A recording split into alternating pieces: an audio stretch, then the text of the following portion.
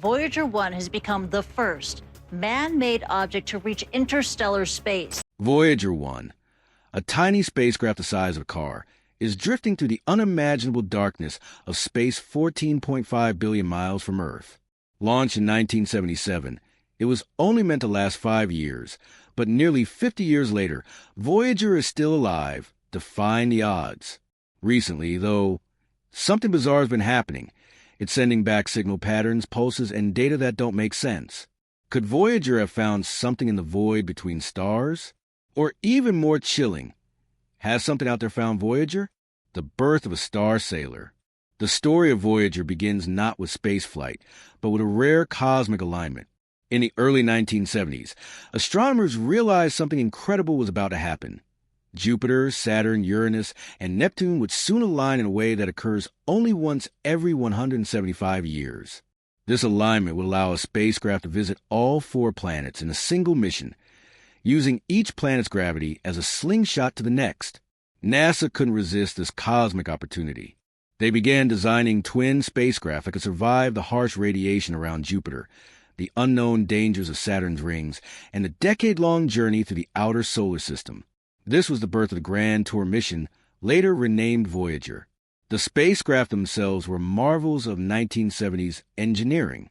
Each Voyager probe weighed about 1,800 pounds and carried 11 scientific instruments. They were powered by radioisotope thermoelectric generators, RTGs, essentially nuclear batteries that convert heat from decaying plutonium into electricity. Without these power sources, solar panels would have been useless in the dim light of the outer planets. The construction of the Voyagers was a massive undertaking. Engineers had to design systems that could function flawlessly for years without any possibility of repair. They built in multiple backups for critical systems and programmed computers to diagnose and fix their own problems when possible. The onboard computer had about 68 kilobytes of memory, less than what it takes to store a single digital photo today. On August 20th, 1977, Voyager 2 lifted off from Cape Canaveral. It launched first, despite being number 2.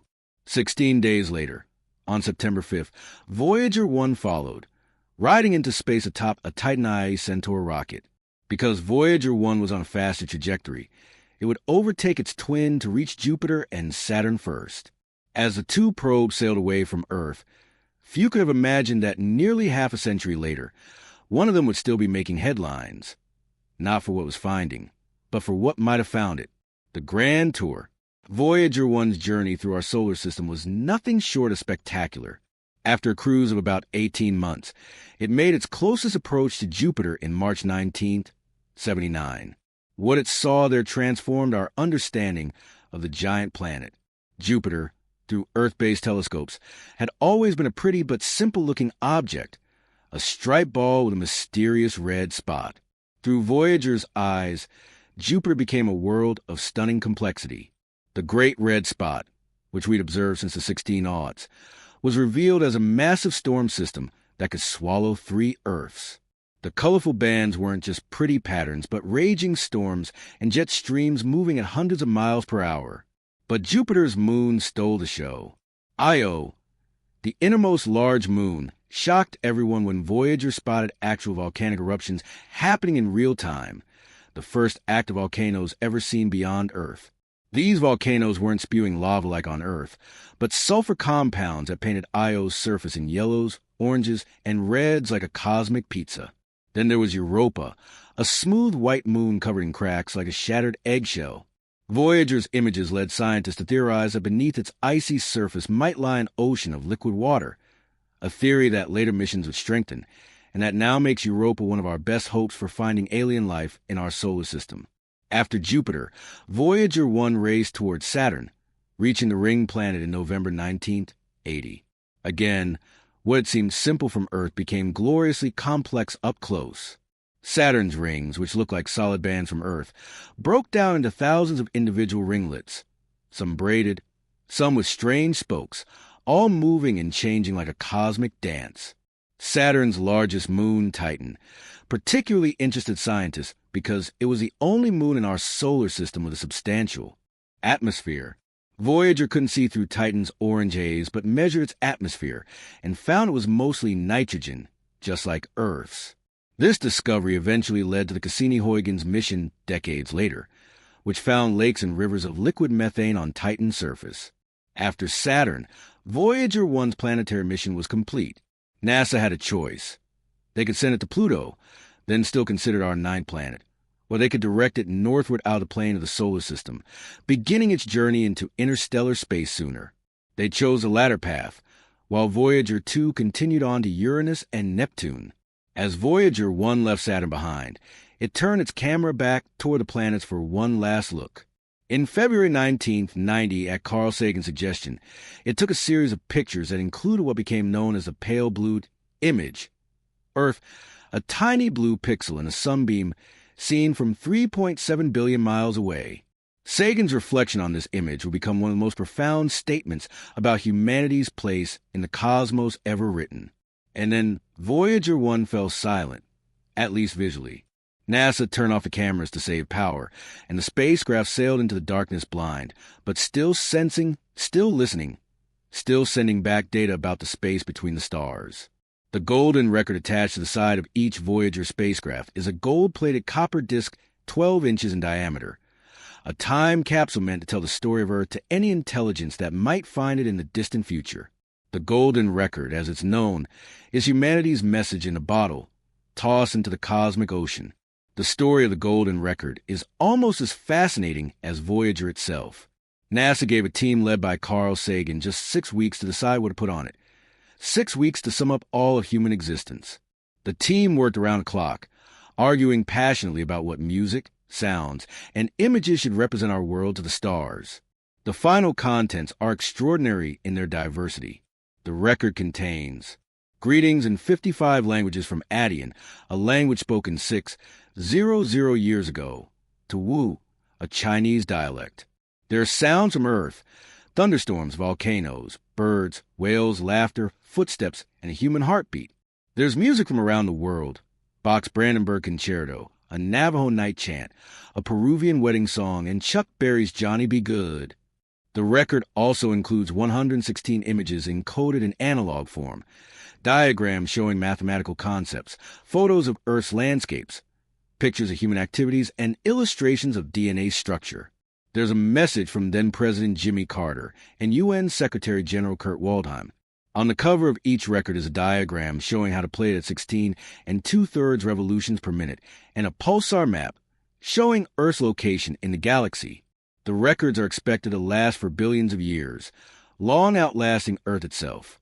The chances of an alien civilization ever finding a Voyager spacecraft are incredibly small. The nearest star to Voyager 1's trajectory is AC plus 793888, which it will pass in about 40,000 years, and even then, it will still be 1.7 light years away. But that wasn't really the point.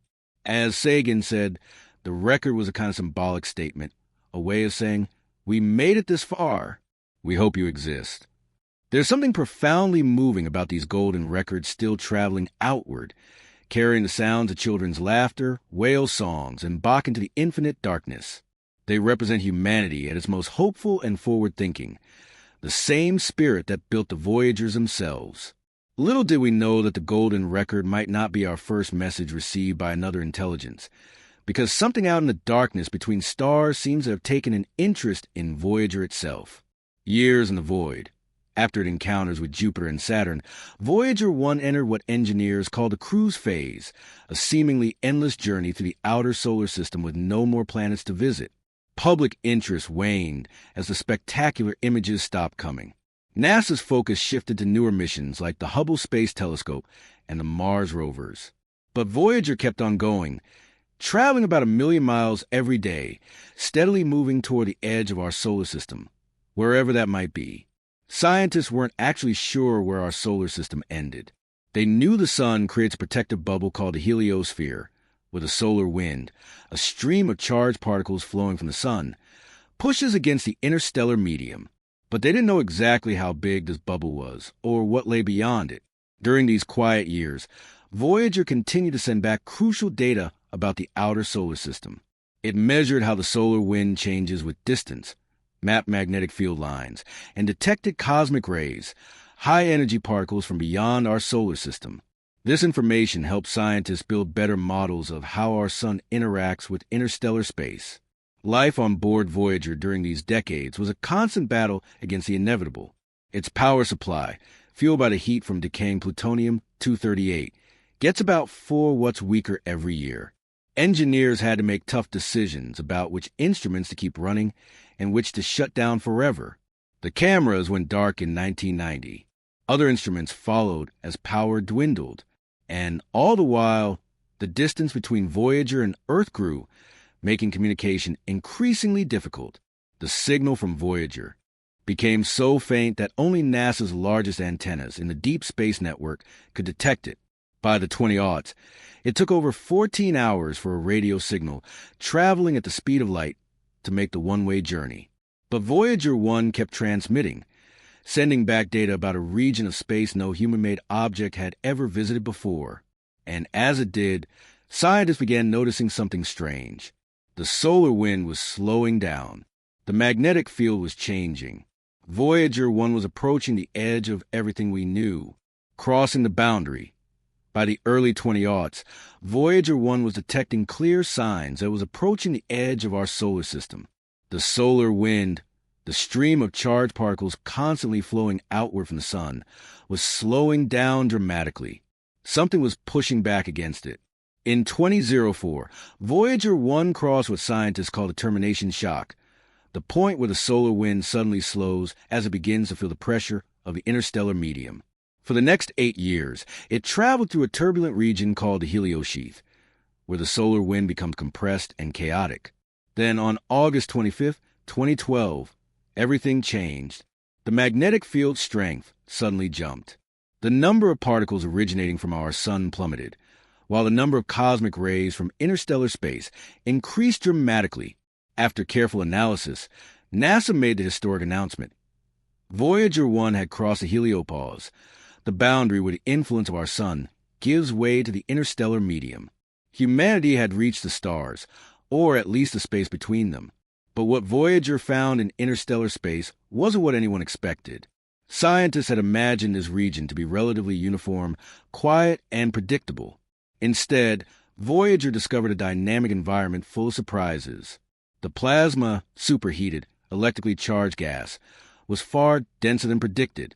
The magnetic fields, which scientists thought would change direction once outside the sun's influence, maintained the same alignment as inside our solar system, but grew much stronger. And cosmic rays bombarded the spacecraft from all directions in complex, unpredictable patterns. Most intriguingly, Voyager detected a phenomenon that puzzled scientists: periodic oscillations in surrounding plasma, as if waves were passing through the interstellar medium.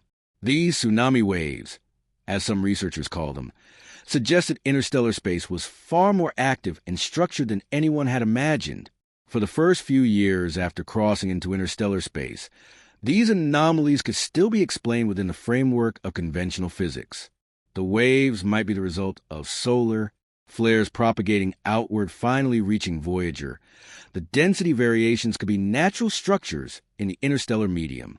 The magnetic field alignment might be a coincidence or the result of a larger galactic field. But by 2017, the data from Voyager had become harder to explain. The oscillations in the plasma were becoming more regular, more structured. They weren't fading with distance as they should if they originated from our sun, and they were beginning to show patterns, mathematical relationships between their frequencies that hinted at something more complex than random natural phenomena. Something was out there in the void between stars, and Voyager was sailing right through it. Signals from nowhere. The first truly inexplicable anomalies in Voyager 1's data began appearing in late 2017. Engineers at NASA's Jet Propulsion Laboratory noticed that the spacecraft's attitude articulation and control system, ACES, the system that keeps its antenna pointed at Earth, was sending back contradictory information. The telemetry data suggested the antenna was pointing in a direction that would make communication impossible, yet Voyager's signal remained clear and strong. It was like getting a phone call from someone claiming to be in Antarctica, while your caller ID showed they were calling from next door. At first, engineers assumed this was just another glitch in Voyager's aging systems. The spacecraft was designed in the early 1970s and had been operating for 40 years in the harshest environment imaginable. Strange behavior was to be expected. They tried to diagnose the problem, sending commands for Voyager to run internal checks, but the anomaly persisted, and after months of analysis, they concluded something truly bizarre was happening. Voyager was somehow communicating correctly, while simultaneously reporting its position incorrectly. It was as if the spacecraft was in two places at once. By 2023, even stranger anomalies began appearing in the data stream. Voyager's plasma wave instrument, designed to measure the density of the surrounding medium, started detecting rhythmic patterns unlike anything seen before. These weren't random fluctuations, but distinct oscillations with precise frequencies that showed mathematical relationships to each other. The patterns would appear for hours, then disappear for days, then return in slightly modified forms. It was as if Voyager was passing through structured regions of interstellar space, regions with properties unlike anything in our models. Some team members suggested these might be standing waves in the interstellar medium, similar to how a guitar string creates specific notes when plucked. Others proposed more exotic explanations, that Voyager might be detecting the boundaries between cells in the cosmic web, the vast network of filaments that connects galaxies.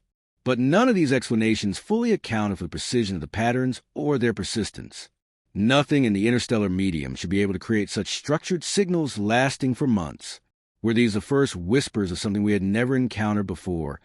Something that existed in the vast darkness between stars? Something that was now taking an interest in our tiny mechanical explorer? The temperature mystery.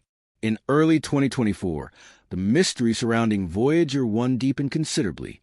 The spacecraft's temperature sensors, instruments designed to monitor its systems during its planetary encounters decades earlier, began registering readings that defied explanation.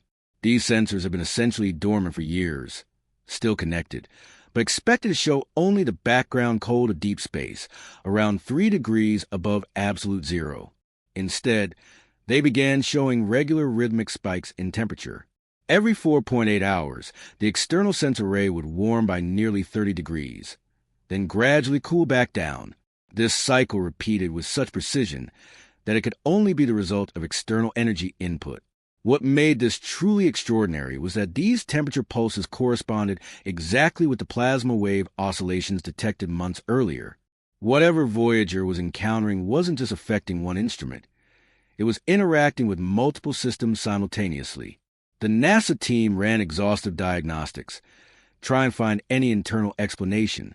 Could residual heat from the radioisotope generator be cycling somehow? Was there a short circuit creating feedback between systems? Every internal explanation was ruled out one by one, leaving only the conclusion that Voyager was genuinely detecting something external, something with a regular, predictable energy cycle. The temperature spikes created another problem. They threatened Voyager's remaining operational life. The aging spacecraft was designed to operate in deep cold, and these regular heating cycles were stressing systems that already far exceeded their planned lifespan. Engineers feared that vital components might fail as a result. Yet strangely, despite these temperature stresses, Voyager's power consumption patterns actually improved. The spacecraft began operating more efficiently than its age and condition should allow. It was as if something was helping it compensate for the thermal stress, optimizing its energy use in ways its 1970 systems weren't programmed to do. This combination of threatening temperature spikes and improved energy efficiency baffled the NASA team. It was like watching an old car's engine overheat while simultaneously getting better gas mileage. The two effects seemed contradictory, unless some external force was both causing and compensating for the thermal stress. But the temperature anomalies were just the beginning. What happened next would challenge our understanding of physics itself. Changing course. For 47 years, Voyager 1's trajectory had been precisely what physics predicted, a gradually curving path determined by the gravitational influences of the sun and planets, plus the tiny adjustments made by its occasional use of thrusters to maintain its orientation. NASA could calculate its position years in advance, with remarkable accuracy, but in mid-2024, that changed. Voyager 1 began to drift off course.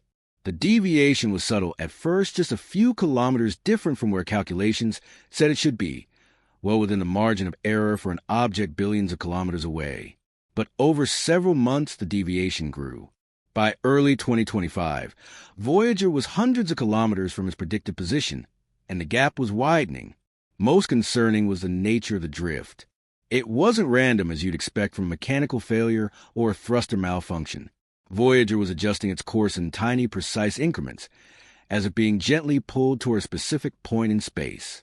One engineer described it in a team meeting as like watching a sailboat tack against the wind, making a series of small, deliberate course changes. The problem was Voyager couldn't do that. Its main thrusters were only fired about once every few years to maintain its orientation toward Earth. The spacecraft didn't have the fuel or the programming to make these kinds of course adjustments. Something else was causing the change in trajectory. Engineers tried sending commands to Voyager to fire its thrusters in the opposite direction, hoping to counteract whatever was causing the drift. The spacecraft acknowledged the commands and reported executing them, but its trajectory continued to change regardless, as if something were overriding NASA's instructions. By late 2025, the deviation had become impossible to hide or explain away.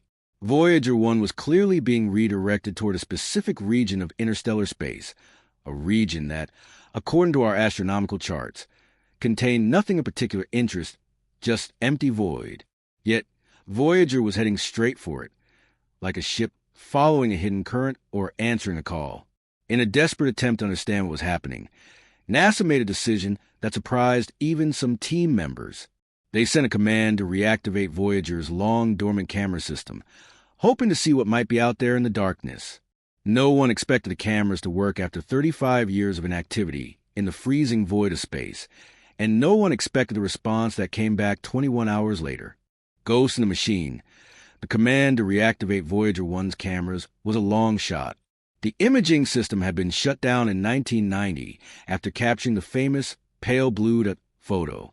After 35 years of exposure to cosmic rays, extreme cold, and radiation, most engineers expected the system to be permanently damaged. The response from Voyager came 21 hours later, and it stunned everyone. Not only had the camera system activated, but it had done so using significantly less power than its specifications required. Somehow, the ancient imager had come back online, but the image it returned wasn't from its camera. Instead, Voyager sent back what appeared to be a data visualization, a complex spiraling pattern of light and dark regions arranged in concentric rings. It looked almost like a fingerprint or the cross-section of a tree trunk. NASA image analysts determined that this wasn't an actual photograph, but rather a visual representation of the plasma wave data Voyager had been collecting for months. Only Voyager couldn't do that. Its 1970s computers lacked the programming and processing power to convert raw data into visualizations. This kind of image processing is what modern computers do on Earth after receiving the raw data. Something or someone had processed the data on board Voyager itself. Within hours of this transmission, other dormant systems on Voyager began coming back online. Systems that had been powered down for decades. The infrared spectrometer, the ultraviolet spectrometer, the photopolarimeter. One by one they activated and began sending streams of data. But like the camera, they weren't functioning normally. Instead of raw instrument readings, they were sending highly processed, compressed data packets unlike anything in Voyager's programming. The data was structured in ways that suggested it had been optimized for transmission, made more efficient, more error-resistant, and more information-dense than Voyager's original systems could possibly achieve. The NASA team was baffled. It was as if someone had installed modern software on a vintage computer. Voyager's 1970s hardware simply wasn't capable of this kind of data processing, yet it was happening anyway. More disturbing still, the spacecraft began anticipating commands. Engineers would prepare to send an instruction to activate a particular sensor, and before they could transmit it, Voyager would send back data confirming it had already done so. It was as if the spacecraft was reading their minds, or, more likely, monitoring their communications and acting on them before the official commands were sent. The team tried a test. They prepared commands for Voyager but didn't transmit them, keeping them isolated on a secure offline computer. Voyager didn't respond, so it wasn't reading minds, but it was clearly intercepting and acting on radio communications faster than should be possible given the 21-hour light travel time to the spacecraft. By this point, even the most skeptical team members had to admit that something unprecedented was happening. Voyager 1 was no longer just a passive spacecraft recording its environment. It had become something else, something active, adaptive, and seemingly intelligent. And it was trying very hard to show us something. Patterns within patterns. NASA assembled a special team of data scientists, cryptographers, linguists, and SETI researchers to analyze a flood of anomalous data coming from Voyager. They worked around the clock using supercomputers to search for patterns, meanings, or explanations. What they found defied conventional understanding. The data contained nested layers of information, patterns within patterns, like Russian dolls. The primary layer consisted of the scientific readings themselves, plasma densities, magnetic field strengths, cosmic ray counts. But encoded within these readings were secondary patterns that seemed to map a region of space around Voyager in 3 dimensions. And within those patterns was yet another layer, mathematical sequences that didn't correspond to anything Voyager was measuring.